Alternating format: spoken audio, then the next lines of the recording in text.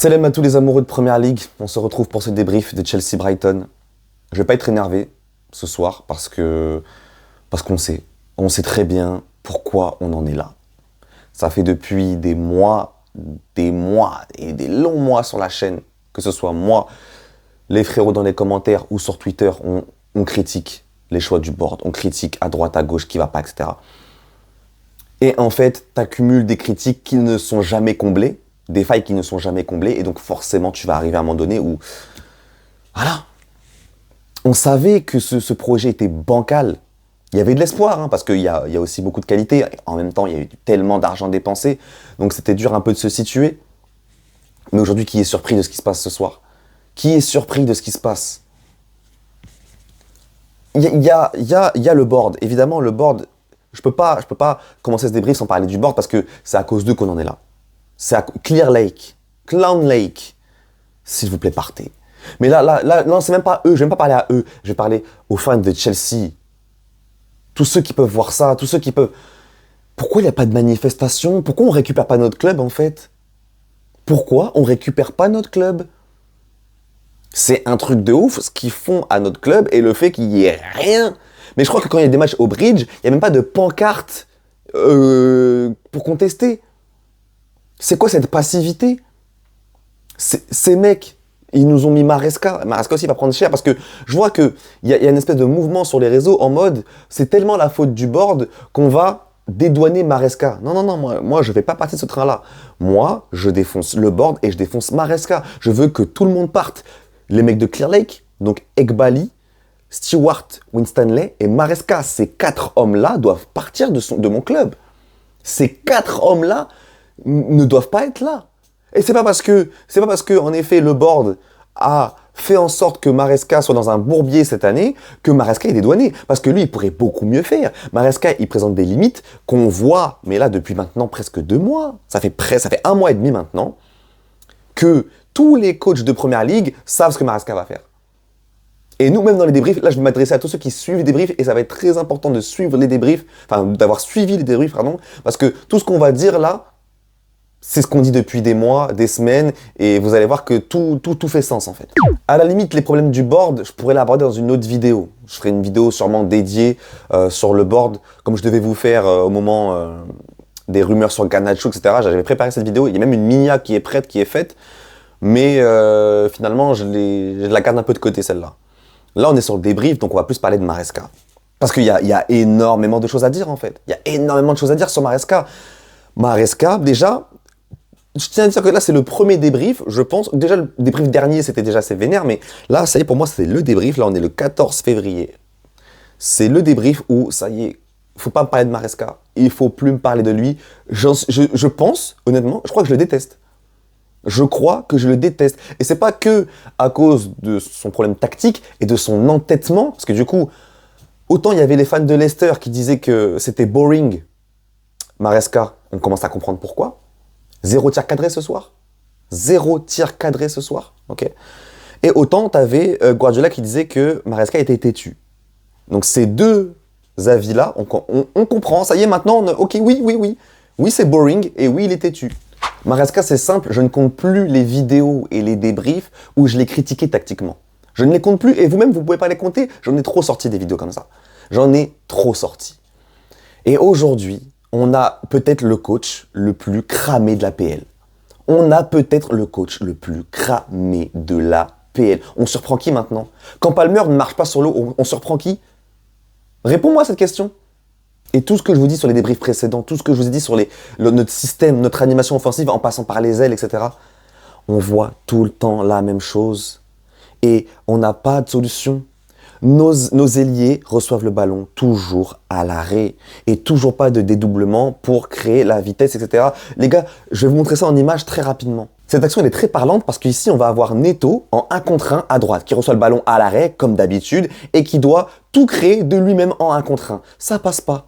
Et ce qui est marrant dans cette action-là, c'est que on va passer à gauche, on va faire la même chose. Ailier qui reçoit le ballon à l'arrêt et qui doit tout créer de lui-même, ça passe pas. Voilà, c'est ça Maresca en fait. Tu donnes le ballon aux ailiers et on attend. Et si les ailiers ça passe pas, tiens Palmer fait un truc. C'est ça votre coach. C'est ça le mec qui a appris le football avec Guardiola. Il a même pas appris le foot avec Bardella, votre ami là. Non mais sérieusement. Non mais sérieusement. Et dites-vous même qu'à un moment, Neto, il en avait marre de ce manque de mouvement, et c'est lui, l'ailier qui était à gauche, qui va venir faire un dédoublement à droite. Parce qu'à un moment donné, le dédoublement, les amis, est-ce que c'est pas l'arme la plus sous-cotée du football? Le dédoublement, c'est même une action que tu vois venir. Le dédoublement, tu le vois venir. C'est le concept du dédoublement, tu vois le mec arriver. Mais est-ce que pour autant, tu peux le contrer? Quand on voit le dédoublement de Neto, comme d'habitude, hein, il y avait 2 mecs sur Madueke. Sauf que d'habitude, le système, c'est quoi? C'est que, on attend. Madueke fait un truc. Il y a 2 mecs sur toi, mais fais un truc. Là, quand t'as un dédoublement, même s'il y a 2 mecs sur Madueke, t'as du mouvement. T'as du mouvement. Et donc, quand Neto arrive en pleine vitesse, même s'ils sont 2, t'as forcément un temps d'arrêt. T'as forcément un temps de retard, pardon, sur l'ailier qui dédouble ou sur le latéral qui dédouble. Et du coup, ça crée une occasion nette. Et en plus, nous, notre gros défaut, encore plus avec la blessure de Guillou, etc., c'est qu'on n'a pas de target man dans la surface. Ce qui veut dire que quand on va centrer bêtement pour personne, et on l'a vu pendant tout ce match-là, et on le voit depuis des semaines, on centre pour Cucurella, on centre pour Enzo, on centre pour personne. Tu vois, quand tu dédoubles comme ça, tu peux te permettre de centrer en retrait ou de centrer fort devant le but. Donc, tu n'as même pas besoin d'avoir un target man qui est bon de la tête, etc. Tu peux te contenter d'avoir des mouvements plus intelligents dans la surface, comme c'est le faire Nkunku, etc. Donc, c'est tellement beaucoup plus la réponse par rapport à cet effectif-là que ce qu'on est en train de faire depuis des mois. Mais là, Maresca, c'est pour ça que moi je vous dis le board, ok le board, mais c'est la faute du board en premier lieu. Mais Maresca doit partir avec le board. Aujourd'hui, c'est un mec qui me dit non, mais le board doit partir, mais Maresca doit rester. Pourquoi faire? Maresca non. Maresca non. Et comme je vous dis, pour moi, il y a un grand tournant pour moi au niveau de Maresca, là, le 14 février, c'est que les conférences de presse de Maresca, je n'en peux plus. J'en ai marre de ce qu'il va dire. Il va dire quoi? Oui, mais de toute façon, le board n'attend pas qu'on joue le top 4 cette saison, donc si on perd, c'est pas si grave que ça. Ok, donc plante des graines de caca là dans la tête des joueurs, de flemme, de manque d'ambition. Plante-leur ça dans la tête maintenant. Donc quand ils vont perdre, ça va plus rien leur faire. Quand on va perdre maintenant, ça va être normal, mais c'est pas grave, on joue pas le top 4. Qu'est devenu mon club? Qu'est devenu mon club? Mais pourquoi on manifeste pas? J'attends. Mais notre club, on peut le récupérer. Notre club, on peut le récupérer, les gars.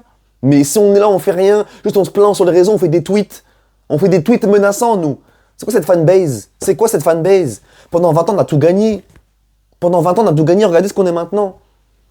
Non mais là, on va sortir de Conference League au rythme où on est. Et non seulement on va sortir de Conference League et la terre entière va nous clasher, moi je vais raser les murs. Je vais désactiver Twitter. Je ne vais plus sortir de mon lit. Tous les clubs seront qualifiés pour nous clasher. Tous. Tous. Même ceux qu'on a gagné, même Tottenham pourra nous clasher. J'en ai rien à foutre. J'accepterai leurs critiques et leurs clashs. Parce si on sort de Conference League, on est calamiteux. On est calamiteux.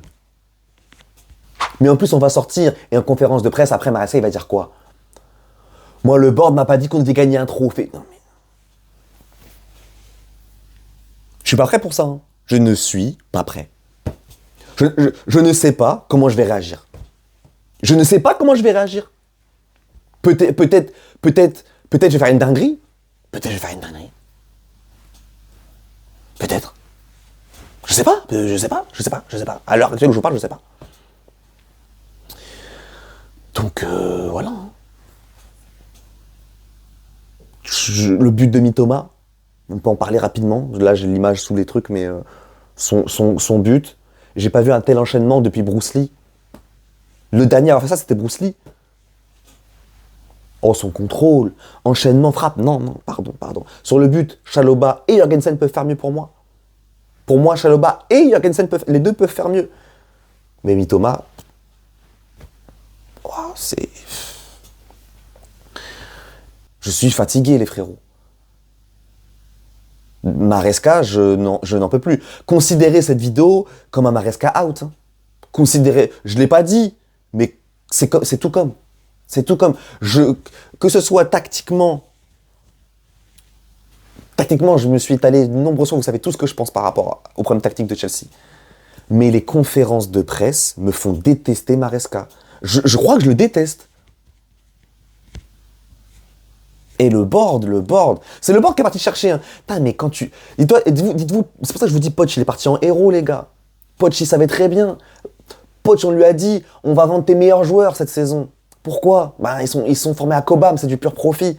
Moi, je m'en fous. Moi, je veux gagner. Donc, vous me laissez mes meilleurs joueurs. Le board, il a dit, c'est pas comme ça que ça se passe. Poch, il a dit, merci, au revoir. Poch, il est parti en héros, que vous le vouliez ou non. Que vous le vouliez ou non. Il n'y a que un lâche ou un coach en début de carrière qui pouvait accepter ça, là. On a auditionné Nagelsmann et Luis Enrique. Ils voulaient venir. Pourquoi ça s'est pas fait? Parce qu'ils ne pouvaient pas faire ce que Maresca est en train de faire. Arriver en conférence de presse, baisser son froc, mentir. Mentir. Et propager un manque d'ambition lunaire. Nagelsmann et Luis Enrique ne pouvaient pas faire ça. Eux, ils voulaient gagner. Ils voulaient gagner, miskin. Ils voulaient gagner, les mecs. Mais non. Ce board ne veut pas gagner. Ne venez pas me fatiguer. Ce board ne veut pas gagner. Si tu voulais vraiment gagner, après 3 ans et presque 2 milliards dépensés, t'as pas cette équipe-là et t'as pas ce coach-là. Donc, point barre, tu peux dire ce que tu veux. Si on voulait gagner, mais Chelsea n'a rien à voir avec ce qu'on a aujourd'hui. N'a rien à voir. Un coach qui n'a pas d'expérience. Et quand tu voyais la liste, McKenna, Thomas Frank, Maresca, mais c'est quoi cette liste? C'est quoi? Non, mais... Le board voulait que ça se passe comme ça. Ils veulent que ça se passe comme ça. C'est pour ça que je vous dis qu'on doit tellement les tabasser, ces mecs. Parce qu'ils veulent, là, eux, ils sont pas surpris. Bah oui, tu prends des jeunes joueurs, tu prends un jeune coach, t'achètes pas de numéro 9 alors qu'on en a besoin. Tu veux que ça se passe? Bien sûr. Et là, je sens une dinguerie encore qui va arriver, une nouvelle dinguerie qui va arriver. Personne n'est prêt, j'anticipe. Renato Vega, qui cet hiver a demandé à jouer défenseur central gauche. Il voulait plus jouer latéral, il voulait jouer défenseur central gauche. Le board a dit quoi? Le board a dit non. Du coup, on va te prêter pour que tu puisses jouer défenseur central gauche, comme tu en as envie. Mais en fait, moi, je commence à avoir une réflexion, et surtout que là, on voit qu'en défenseur central gauche, à la Juve, Renato Vega, il donne des performances satisfaisantes. Je suis en train de me dire quoi? Je suis en train de me dire que potentiellement, on a laissé partir un mec qui aurait pu apporter à ce poste. Pourquoi? Parce que le board s'est dit, non mais on peut laisser partir Renato Vega, parce qu'on a Badiachil. Donc là, en fait, je dis ça parce que je commence à aller vers Colwill. Colwill, plus personne n'est dupe, il est nul. Voilà, c'est dit, c'est fait. Mais donc, on s'est dit que Renato Vega, qui veut jouer défenseur central gauche, c'est pas la peine, on peut te prêter, frérot. Parce que de toute façon, on a Colwill et Badiachil, on est bien.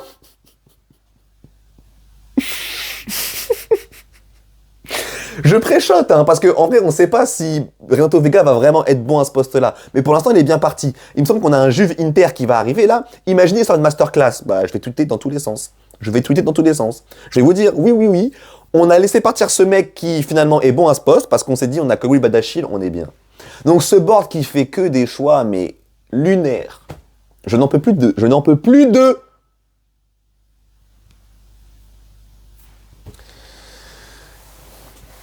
Colwill, encore une fois, pour ceux qui suivent les débriefs, vous le savez, tout ce qu'on lui reproche à Colwill, le fait qu'il se prenne pour je sais pas qui. Vous suivez les débriefs, vous le savez. D'ailleurs, merci à vous encore une fois de suivre les débriefs. Vous le savez, Colwill, le nombre de fois où on prend des buts, parce qu'il simule des fautes. Il réclame des fautes à l'arbitre en mode, il y a faute, du coup, et au lieu de continuer à défendre, faire son métier, il se plaint à l'arbitre. Mais qu'est-ce qu'il a fait ce soir encore? Sur le but de Minté, il fait genre il subit une faute, du coup il fait une vieille passe, et il se plaint, il se relève pas pour courir, non, il préfère se plaindre, gueuler comme si l'arbitre était dans sa poche, et ça, combien de fois je l'ai dit cette saison? Colwill, à 21 ans, bientôt 22 ans là, il a le caractère le plus éclaté que j'ai vu, jamais vu un caractère aussi éclaté. Lui, sa mentalité, elle est à vomir. Et dites-vous que dans l'effectif, selon ce que disait notamment Maresca, c'est en termes de leadership l'un des meilleurs éléments de l'effectif. Mais comment ça fait peur? Mais ça me terrifie. Cette là qui passe son temps à se plaindre, à donner des buts, mais il y a eu faute, lui, c'est un des leaders de l'effectif.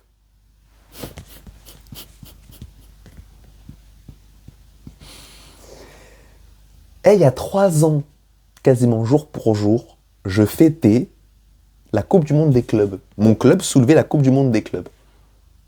Avec Silva, Rudiger, Kanté, Tourelle, Aspi, Reece James. Bon, Havertz, Werner, Lukaku. Bon, ok, c'était pas parfait. Mais en 3 ans, détruire un club comme un... Dépenser autant pour... Oh. Mais wesh. Non, mais là, les gars, s'il n'y a pas manifestation, mais c'est trop grave. Là, si on renverse pas Clear Lake, là, il faut renverser Clown Lake. Je pense que peut-être je vais mettre ça en titre du débrief. Je viens de trouver le titre là. Il faut renverser Clown Lake. Un truc comme ça. Je vous mets les notes à titre indicatif, hein. Ça veut rien dire. Bref, ce soir, c'était honteux ce soir, hein, la performance. Hein. Parce que tu prends 3-0, mais en deuxième mi-temps, tu cadres aucun tir. Mais la deuxième mi-temps, il n'y avait pas d'espoir en fait. Abandon total du match. Aucun amour propre. En même temps, je pense que moi, je vous le dis, il y a des joueurs, ils en ont marre. Je l'avais dit la semaine dernière, je le redis là, il y a des joueurs, ils en ont marre. Et ça se voit. Je pense même les ailiers doivent câbler les ailiers. Ouais, j'étais là, le système te facilite pas du tout. Et pourtant, dans l'effectif, t'as 2 des meilleurs latérales droits du monde. Mais t'as un coach qui n'aime pas les latéraux. Pas de dédoublement pour faciliter les ailiers. Non. Les ailiers, mettez-vous sur les ailes, là. Bien à l'arrêt, comme des piquets, là. Comme des piquets. On va vous donner le ballon. Vous aurez probablement des prises à 2 sur vous. Mais il y a de l'espace, par contre. Hein. Donc, prenez l'espace et faites des trucs. C'est moi le génie tactique, Maresca. Ouais, et les débriefs pendant le ramadan, ça va être chaud, hein. Je viens de penser à ça, là. Parce que là, je voulais sortir plein d'insultes et tout. Et je me dis, mais pendant le ramadan, là, je pense que je vais pas en faire, parce que sinon je vais craquer, hein. On va voir si je vais réussir à me tester ou quoi, mais... Oula, on n'est pas sorti de l'auberge. D'habitude, je fais ça, hein. Ciao. Là, ça va être...